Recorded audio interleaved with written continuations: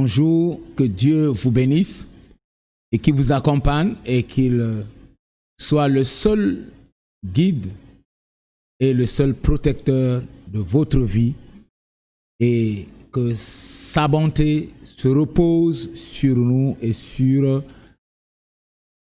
notre entendement cet après-midi. Parce que ça dépend de notre entendement, notre façon d'appréhender la parole de Dieu que nous allons avoir du succès. Alors, le titre de cet après-midi, c'est la clé du succès. Quelle est cette clé pour triompher, pour impacter, pour avoir une vie équilibrée de victoire?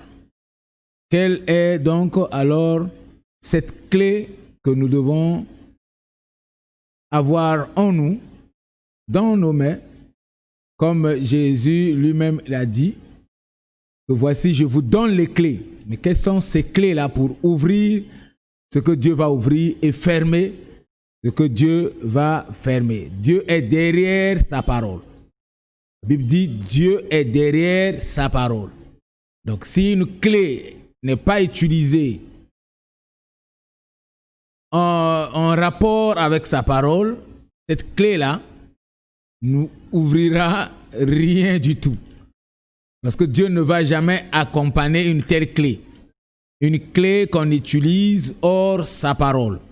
Alors, regardons dans la Bible très rapidement, on dit clé du succès. Qu'est-ce qui peut nous apporter du succès? Quelle est cette clé?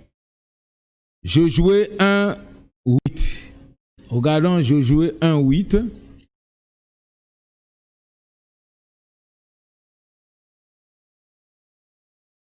Josué 1, 8, je lis.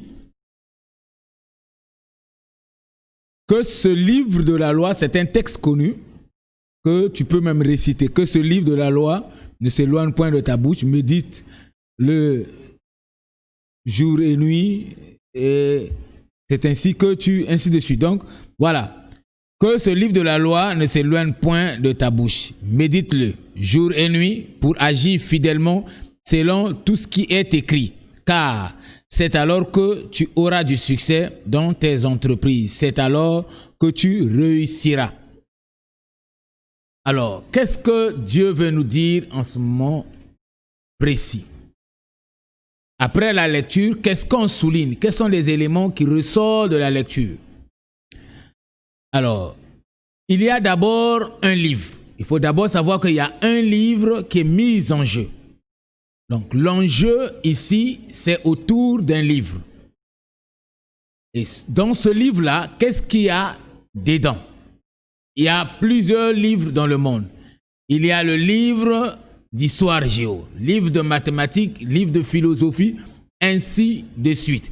Mais dans notre contexte, on nous parle d'un livre. Qu'est-ce qui est inscrit sur ce livre-là?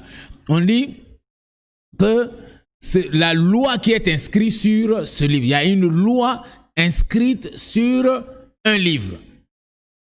Et cette loi, c'est ce que nous appelons la parole de Dieu, la loi de Dieu. La parole de Dieu, c'est une loi. Et donc, ceux qui croient en cette parole vivent selon une loi.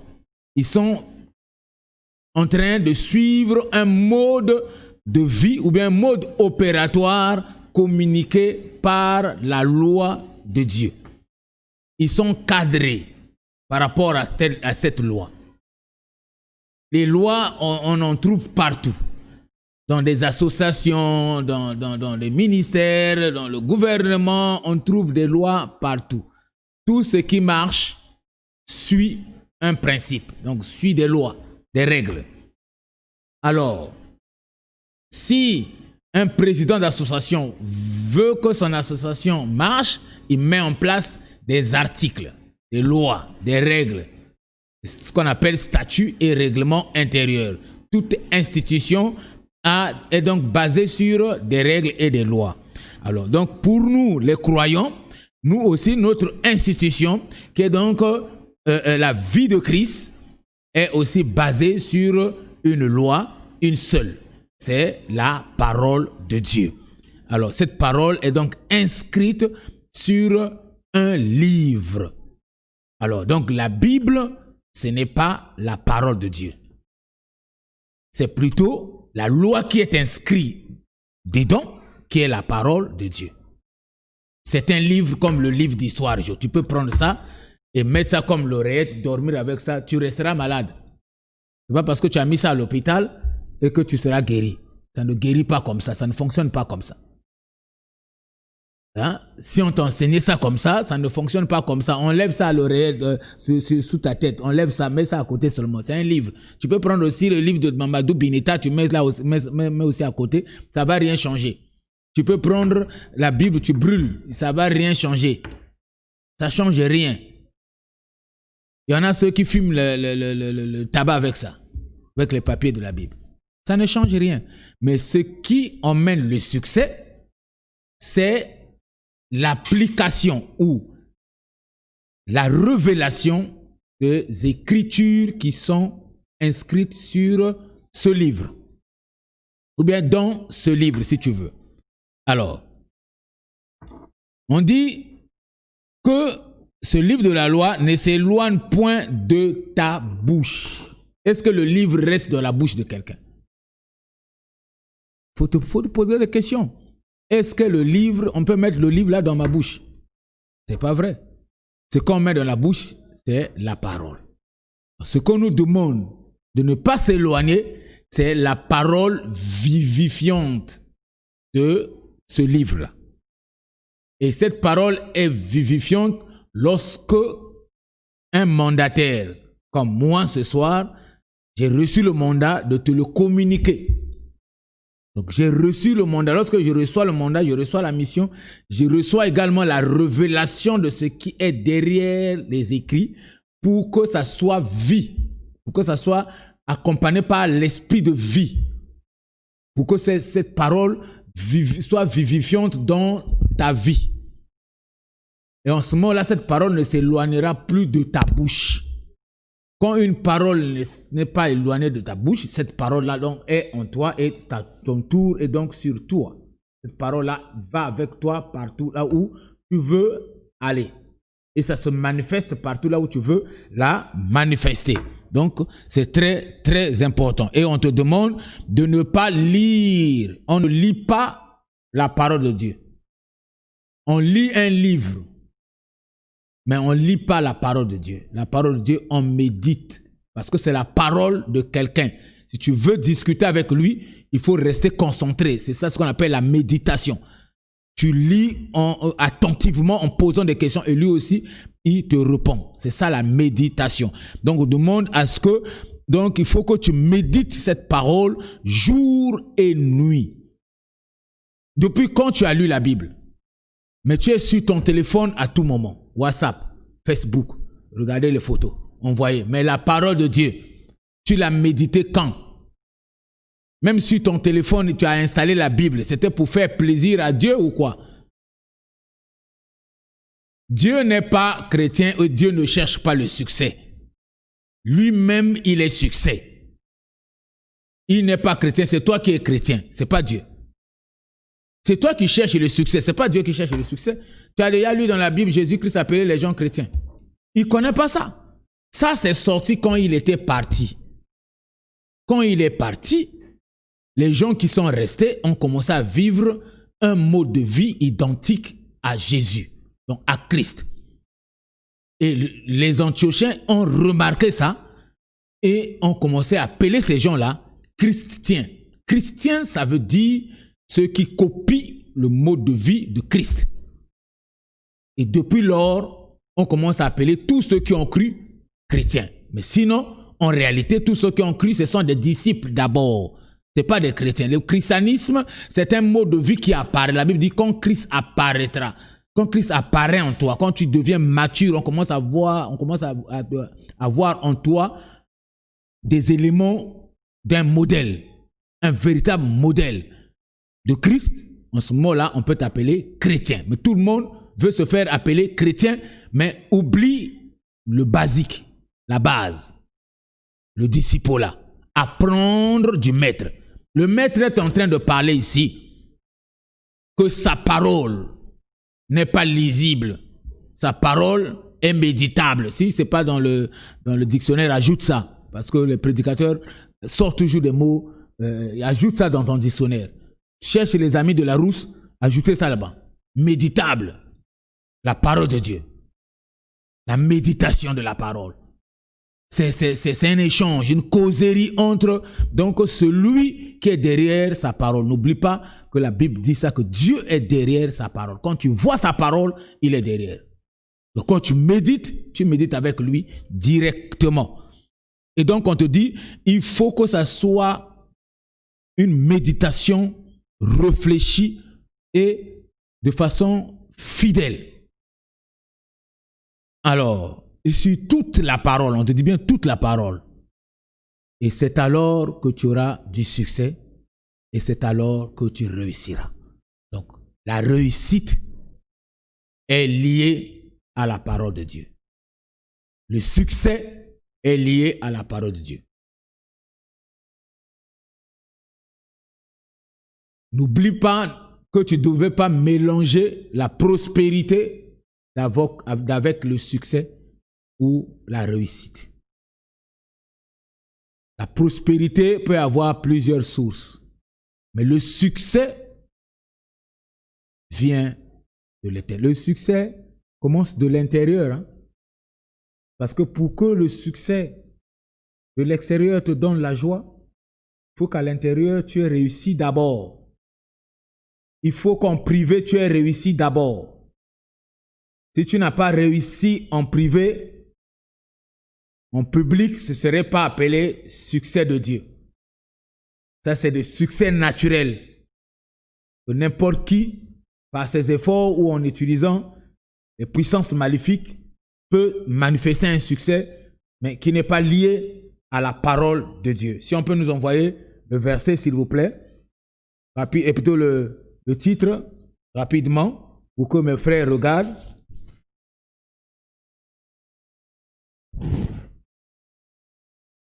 Voilà, la clé du succès.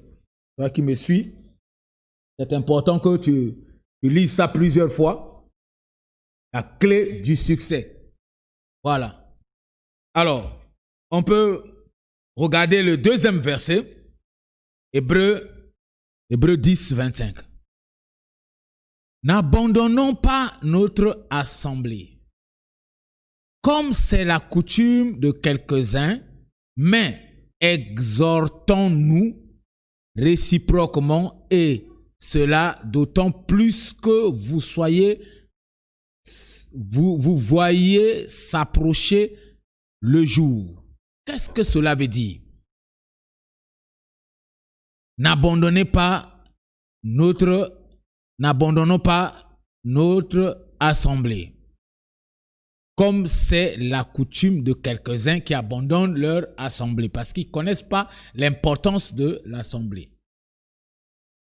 Mais exhortons-nous réciproquement, et cela d'autant plus que vous voyez s'approcher le jour. C'est très capital. Et lorsque nous lisons cette parole ou nous enseignons sur cette parole, nous prêchons sur cette parole, on s'arrête seulement sur nos assemblées, alors qu'il y a un point essentiel qui est le jour qui s'approche. Nous devons regarder attentivement aujourd'hui. Pourquoi nous ne devons pas abandonner nos assemblées? Assemblée, c'est un rassemblement. Ce n'est pas le bâtiment d'église. C'est plutôt un rassemblement physique. Le rassemblement physique peut se faire n'importe où. Mais comme nous sommes dans des pays ou des nations, dans une nation est régie des textes, des règles, les rassemblements se font soit par autorisation, soit par un lieu fixe, connu. Et c'est pour ça nous sommes obligés donc d'avoir des bâtiments pour contenir les gens qui sont assemblés ensemble en un seul lieu. Alors, quel est cet intérêt de mettre des gens ensemble? Ce n'est pas pour faire des actions, s'il vous plaît. L'Église de Jésus-Christ devrait comprendre que les actions dans l'Église sont bien, mais ne sont pas meilleures. Ce n'est pas le but de Dieu. Les actions, c'est pour notre organisation, mais ce que Dieu poursuit en nous est que notre assemblée se transforme en un lieu d'apprentissage. Nous venons à l'église ou dans notre assemblée pour apprendre la vie de Christ, apprendre à être des modèles dehors, apprendre à être ceux qui parlent et qui témoignent Christ, qui parlent de Jésus. Apprendre aux gens à être des vrais adorateurs, à être des vrais sacrificateurs. Parce qu'un sacrificateur ou un adorateur n'est pas séparé d'avec son adoration ou d'avec son sacrifice. Dire que pour que notre assemblée rende plutôt un culte raisonnable à Dieu, il va falloir que des adorateurs soient vrais d'abord, des sacrificateurs soient vrais aussi, parce qu'un vrai sacrificateur, c'est celui qui a consacré sa vie vivant, saint et agréable à Dieu. Un adorateur aussi pareil. Alors, lorsque nous-mêmes, nous sommes adorateurs, ou nous sommes une adoration, en ce moment-là, notre assemblée aussi devient une assemblée des adorateurs ou une assemblée des sacrificateurs. Et c'est là où nous venons apprendre, une assemblée des disciples qui viennent apprendre du maître. Et lorsqu'on a appris du maître, on ne vit pas la vie chrétienne à l'église ou bien dans le bâtiment. La vie chrétienne, on la vit dans nos maisons, dans nos services, partout là où nous irons. La vie chrétienne, c'est au dehors qu'on vit ça. Mais l'apprentissage, la vie chrétienne, on l'apprend. On apprend à vivre Dieu. Quand Jésus-Christ était en train de vivre Dieu, il allait de ville en ville, de village en village. Il enseignait comment vivre Dieu. Et voilà pourquoi ses disciples, quand ils sont restés dans le même cadre-là et ils ont vécu Dieu. Ils nous ont laissé un modèle de vie. Et c'est ce que nous poursuivons. Et la Bible est derrière tous nos enseignements pour nous aider à pouvoir comprendre comment s'identifier comme Dieu, là où nous sommes, dans nos maisons. C'est possible de vivre comme Dieu et d'impacter comme Dieu, de faire comme Dieu il fait, de parler comme Dieu il parle. C'est ça des vrais disciples. Alors, lorsque on dit que mais exhortons-nous réciproquement, c'est ça ce que je viens de dire, et cela d'autant plus que vous voyez s'approcher le jour du Seigneur. Vous voyez. C'est-à-dire que c'est à l'église que les yeux s'ouvrent pour voir approcher le jour du Seigneur. Quand le jour du Seigneur approche, les chrétiens vont commencer, ou bien ceux qui ont des yeux ouverts, vont commencer à régler leur mode de vie. Et c'est maintenant ou jamais. Parce que le jour du Seigneur est maintenant. Le Seigneur arrive déjà. Le Seigneur est déjà là. La présence du Seigneur est là. Le Seigneur est là devant toi en train de te parler. Le Seigneur te parle. Il dit pour que tu aies du succès. Le succès ici, c'est vrai, tu peux parler du succès des voitures, des maisons et tout ça. Mais le succès ici, c'est le couronnement. Le couronnement. C'est important d'avoir le salut, de recevoir Christ comme Seigneur et Sauveur, mais c'est nécessaire aussi de poursuivre à garder ce salut-là. Mais pour garder le salut, il faut t'attacher à la parole de Dieu. Il faut t'attacher à la parole de Dieu. Si on peut nous envoyer le titre, s'il vous plaît. Voilà. Donc, nous sommes là, en train de poursuivre. Alors, quand on dit le jour de Christ, ou bien le jour approche, c'est le jour de Christ qui s'approche. Alors, de ce fait-là, nous allons donc devoir affronter beaucoup d'épreuves dans notre vie. Parce qu'on te parle du jour de Christ qui s'approche, le jour de Christ s'approche avec beaucoup d'épreuves et de persécutions. Dieu nous éprouve déjà par son jugement. Lui, il est juste et c'est le juste juge. Et donc, quand il s'approche de toi, il commence à t'éprouver. C'est-à-dire qu'il commence à t'éclairer. Et quand il t'éclaire, tu commences à regarder les zones d'ombre autour de toi.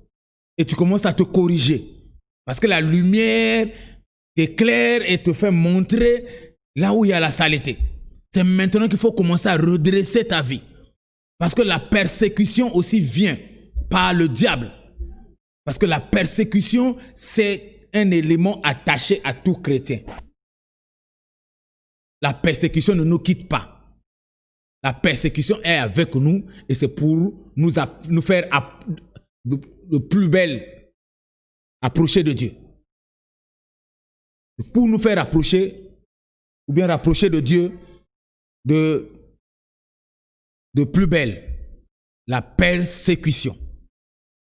Alors, et aussi, ce qui s'approche aussi avec l'arrivée de Christ, c'est aussi des erreurs doctrinales. C'est-à-dire que des faux enseignements. Les faux prophètes nous emmènent des enseignements qui n'ont ni tête ni queue pour nous embrouiller, pour nous éloigner de la lumière de Christ, alors que la lumière s'approche déjà. Donc nous devons faire appel au discernement, donc à l'esprit de discernement, pour pouvoir discerner le mal ou bien l'esprit malin et le bien qui est la parole vivifiante de Christ. Le discernement est très capital pour chaque enfant de Dieu parce qu'en ce temps précis, les choses vont de pire en pire. Tout le monde est prophète. Heureusement, cette pandémie est arrivée à arrêter ça. Mais je suis sûr qu'ils vont encore réapparaître quand les choses vont se remettre là. Où tous les prophètes ont disparu. Oh, j'ai vu. Oh, je voyais. Ça, ce sont des visions nocturnes de Satan. Pour leur permettre de continuer à croire qu'ils sont des vrais serviteurs. Alors que c'est des faux serviteurs de Dieu. Vous n'avez pas vu venir la pandémie. Mais la fin aussi, vous ne voyez pas. Les prophètes de Dieu. Dieu m'a dit. Dieu t'a dit quoi? Dieu est ton ami. Dieu va seulement te dire. Il ne va jamais dire aux autres. Le ministère prophétique, ce n'est pas voir des caleçons de femmes. Ou voir des serpents dans les ventres de femmes. Ou voir le travail, ou voir le mariage des gens. J'ai vu. J'étais sur la montagne pour toi. J'ai prié pour toi, Dieu m'a dit. L'évangile de ventre. Escroc. C'est seulement toi, tu es le seul qui voit. Et les vraies choses, tu ne vois pas. Les gens sont en train de mourir. Est-ce que tu as vu le nombre aujourd'hui? Dis-nous aujourd'hui, là, en 24 heures, avant même qu'on finisse là, 24 heures, là, au Brésil, là-bas, combien vont mourir? En France, combien vont mourir? Donne-nous le nombre. Tu connais rien. Dieu n'est pas ton ami pour te faire un spécial. Reviens sur la parole de Dieu. Prêche-nous la parole. Donne-nous la prophétie. Dis-nous maintenant quel temps nous sommes. Parce que la prophétie, là, ici, là, toutes les prophéties ont déjà démarré dans la Bible. Toutes les prophéties. Tout ce que Dieu avait dit, déjà démarré. Pour toi, ta prophétie, elle est où? Voilà, je n'ai pas un problème avec toi, mais il faut arranger. C'est les faux enseignements, des erreurs qui viennent au fur et à mesure que la lumière s'approche. Alors, donc, nous devons nous nourrir. Lorsqu'on dit que nous devons venir dans l'assemblée de Dieu, nous ne devons pas nous éloigner de nos assemblées. C'est pour venir apprendre à vivre Christ, afin plutôt d'être nourris régulièrement encourager mutuellement et donc rester ferme et attaché à Christ et aussi à la foi apostolique de Dieu. Voilà, regardons ce que Jérémie 18, 1 à 6 nous dit. La parole qui fut adressée à Jérémie de la part de l'Éternel en ces mots. Lève-toi et descends dans la maison du potier. Là, je te ferai entendre mes paroles. Je descendis. Ça, c'est Jérémie maintenant dit. L'Éternel lui dit, va, quand tu vas arriver là-bas, je vais te faire entendre mes paroles. Et lui descend et dit, je descendis dans la maison du potier et voici, il travaillait sur un tour. Le vase qu'il faisait ne réussit pas. Comme il arrive à l'argile dans la main, comme il arrive à l'argile dans la main du potier, il en fit un autre vase tel qu'il trouva bon de le faire. Et la parole de l'Éternel me fut adressée en ce moment-là, en ces mots. Ne puis-je pas agir envers vous comme ce potier, maison d'Israël, dit l'Éternel. Voici comme l'argile est dans la main du potier, ainsi vous êtes dans ma main, maison d'Israël. Voilà. Ici, Israël est représenté comme le peuple de Dieu, tous ceux qui ont cru aujourd'hui, l'Église et nous tous. Parce que j'ai toujours dit que la parole de Dieu est au-dessus de l'Église. La parole de Dieu a commencé bien avant l'Église. C'est la parole de Dieu qui a créé le monde entier. Donc quand Dieu parle, il parle à tout le monde. À toi aussi qui me suis. Dieu te parle. Dieu envoie Jérémie dans une maison. Et là-bas, Jérémie arrive, il voit un potier avec l'argile dans les mains. Dieu lui dit, va là-bas, je vais te parler. Et quand il arrive, Dieu ne le parle pas encore. Mais il constate le gars en train de travailler. Et il a fabriqué un vase. Après avoir terminé, il dépose le vase et il regarde et il observe attentivement le vase. Et quand il observe le vase, il se rend compte que le vase ne reflète pas ce que lui voulait. Le gars a repris le vase et a écrasé l'argile et a redonné une forme que lui, le potier, avait dans son esprit. N'oublions pas que le monde et tout ce qu'il renferme a été créé par une seule parole, une pensée. Une pensée dans l'éternité. Dans les lieux célestes. Les lieux célestes, ce n'est pas le ciel. Quand la Bible parle du lieu céleste, il ne fait pas allusion au ciel parce que le ciel a été créé. Mais les lieux célestes n'ont pas été créés. Les lieux célestes existent dans l'éternité.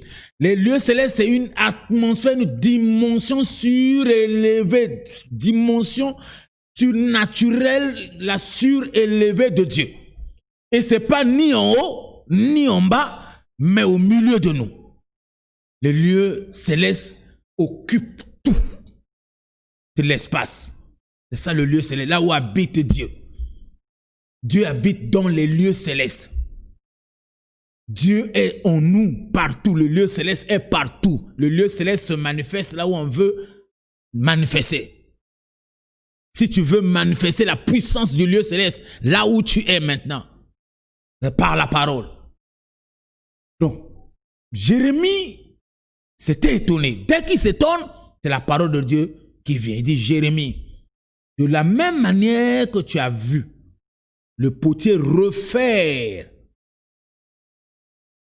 le vase, c'est de la même manière que moi, je peux refaire la vie de toute personne sur terre. Mon frère, qu'est-ce que tu veux? Si aujourd'hui te manque quelque chose, c'est parce que tu n'es pas complet. La parole de Dieu veut te compléter. Dieu est capable de te refaire à nouveau encore avec toi. Tu n'as pas échoué. Ce sont les épreuves et les persécutions